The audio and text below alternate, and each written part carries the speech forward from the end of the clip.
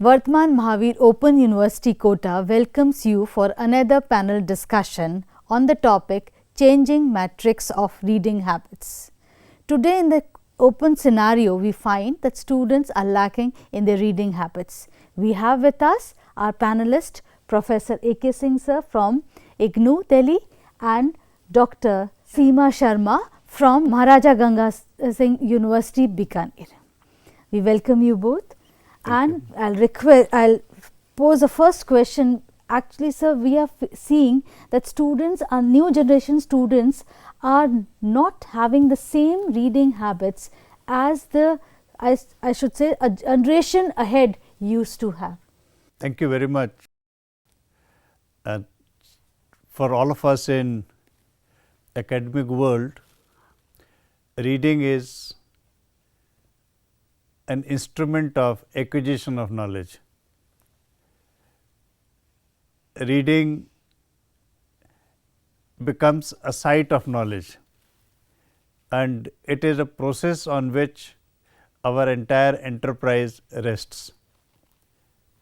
The past experience tells us that no generation was ever happy with the reading habits of its own peers or colleagues or students or the general public in particular.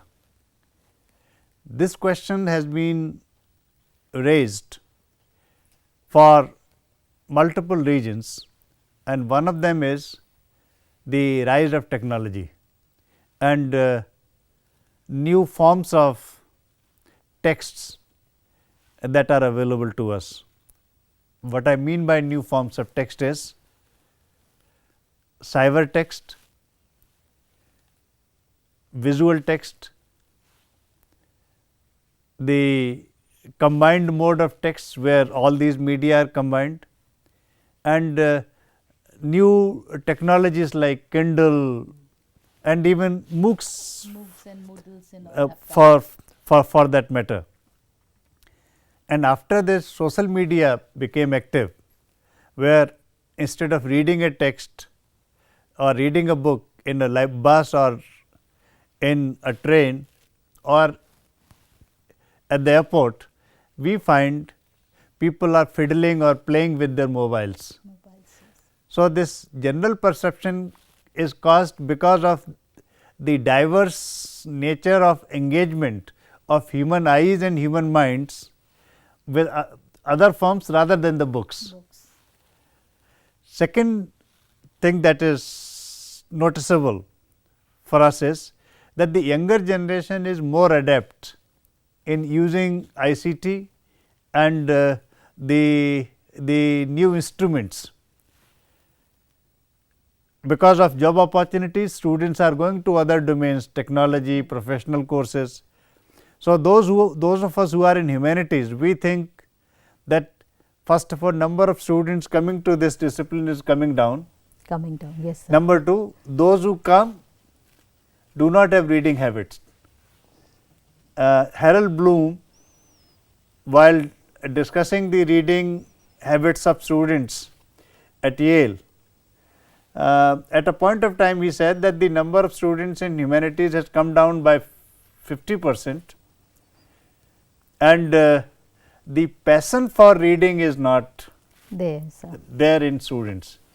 So, the two things that are there, one is change in the reading habits, second is lack of passion for reading, and these assumptions or the way we see things happening around us give us an impression that reading is a casualty. It's a passing, just the passing time. But the fact is that reading is basically a process by which knowledge is acquired. Yes, sir. If that is the way, then students are acquiring information from different sources. We may not call it knowledge, because knowledge must proceed to the next level of knowledge. But where reading a book is needed is that reading allows brooding over a text, Text, or yes, sir. meditation over a text, because to read is to get access to an idea. An idea one cannot get through a flipping text Text. or just a visual text. The one can say that the changes have taken place. Reading might have suffered, but people are seeing more and reading less. That's true, That sir. may be one of the ways of not being very pessimistic about the present generation. So nowadays one can notice that in market there are number of texts available in the form of electronic media, in the form of electronic text. So what are the factors responsible for this change in reading habits?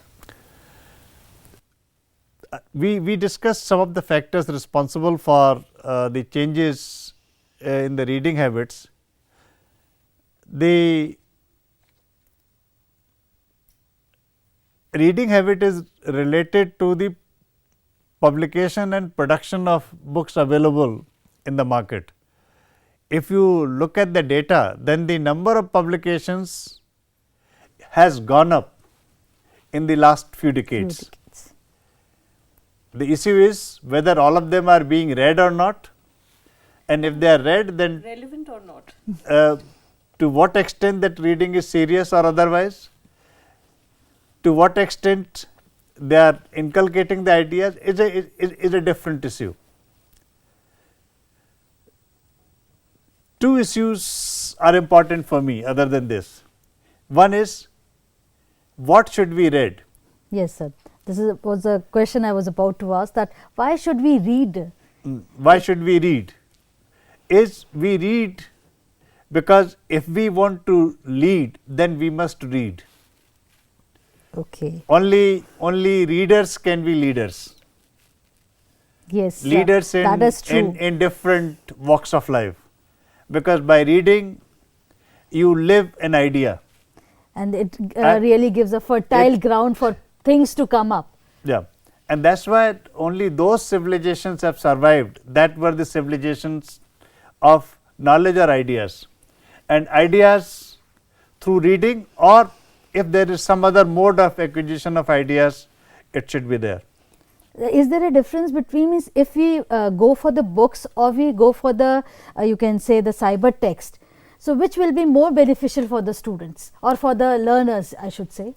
It will again depend upon the comfort zone or the comfort level of the concerned reader. Leave aside student or whatever. I may not be so comfortable with the cyber text. That's true, sir.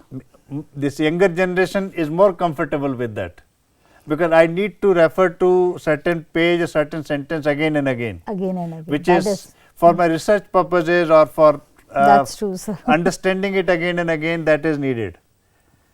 If you have to read just for the sake of information, just for entertainment, reading a newspaper is different from reading a literary text, a poem or a critical text or something else. So it is basically the question of one's own competency. The thing is that what should be read is dependent on two issues. One is that why certain generation decides that certain kind of reading is helpful for it, and that's why in all societies, in all ages, different mechanisms were explored. This book review was one of such modes. Yes. What was the basic purpose of book review? Book review basic purpose was different books are being published.